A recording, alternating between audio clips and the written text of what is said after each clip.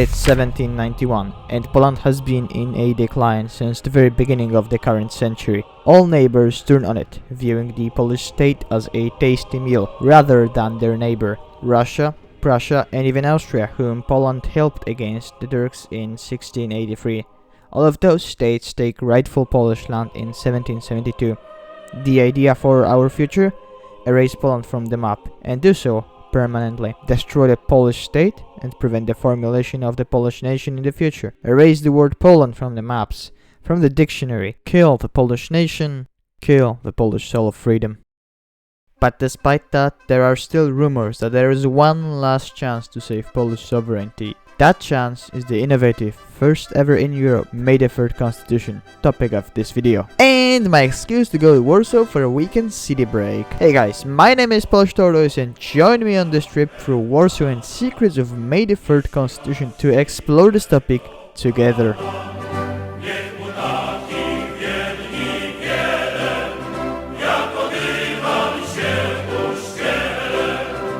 We're going to start the trip from the times of the 17th century, when Poland took a huge blow from many of its neighbors. The tour thus begins at the Wilanów Palace, a residence built for the King John III Sobieski. Once a separate Polish version of Versailles, it is now fully absorbed by the Warsaw metropolis. Why am I mentioning Sobieski and his residence? The initial cause of the fall of our state is very often linked to the series of wars waged at this time with Sweden, Russia, Cossacks, and the Ottoman Empire. This is when Poland got exposed and lost its pride and full strength. Cracks were beginning to be seen, though we were still a strong and independent state. The palace itself stands today as a symbol of this era. The era of peak of strength, but at the same time, beginning of the end of Poland as a world power.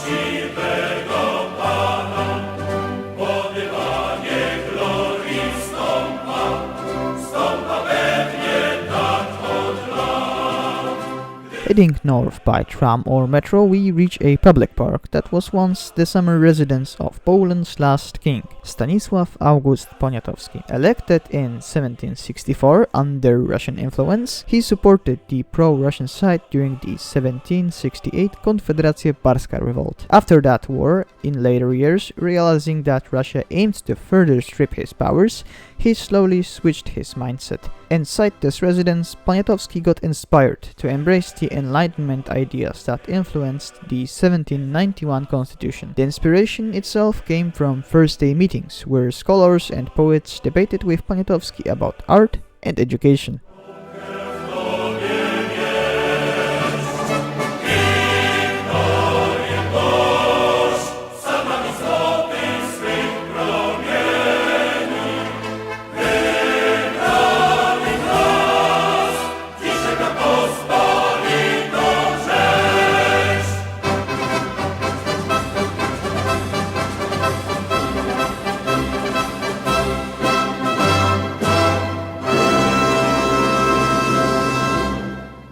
And now, let's move to the place where the constitution was written and signed, Zamek Królewski. During the Poland-Lithuania times, it became a default residence of all Polish kings, after the capital was moved from Wawel Castle in Kraków. Here is where the paper was officially proclaimed as the highest bill in the country. After the constitution was signed, the festivities moved to a nearby church. The scene of joy and relief is described in the famous painting of Jan Matejko. The scene from the painting was in the exact place where I'm standing right now.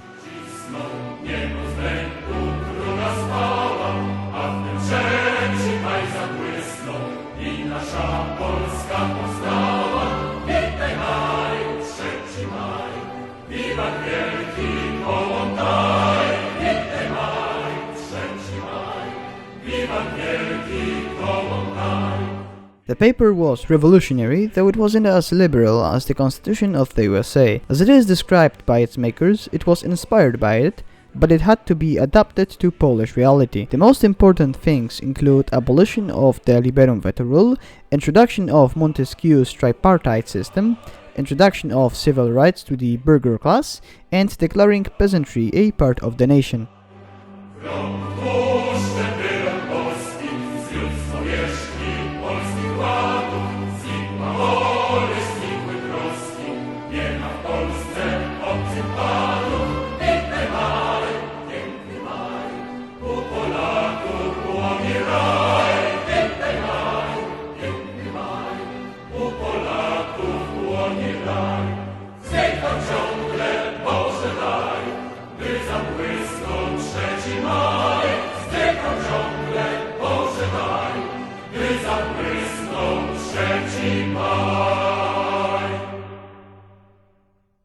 It's Polish history though.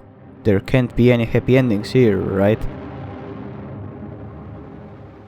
Not everyone liked the ideas of increasing civilian liberties and taking away nobility's privileges. A huge part of the pro-Russian nobility described the paper as rigged. The signing of the paper itself was possible because it took place when most of the pro-Russian Sejm deputies were away. Russia used this as a reason to invade again. The constitution, despite the quick joy that it brought, had to be revoked. As Ignacy Potocki and Hugo Kołłątaj, the co-authors of the constitution, said, it was the last will and testament of a fading homeland. A homeland that almost everyone already knew was beyond saving. 3 years later, after the last desperate uprising, Russians came to Warsaw, massacred it, and stayed for good. It was 1795, a relatively peaceful summer, but Poland was no longer there.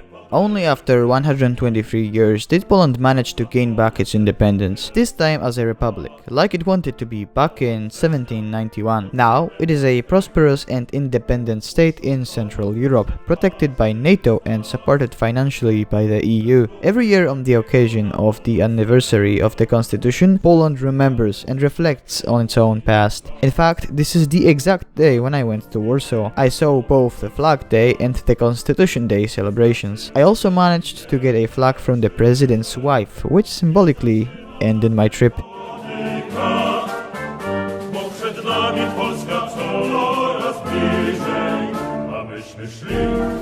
Szli dziesiątkowani, choć zdradą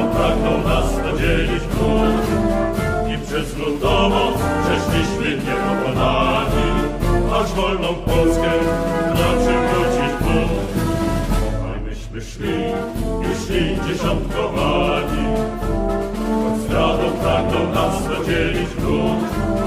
I przez ludową przeszliśmy niepokonani, aż wolną Polskę raczył wrócić Bóg.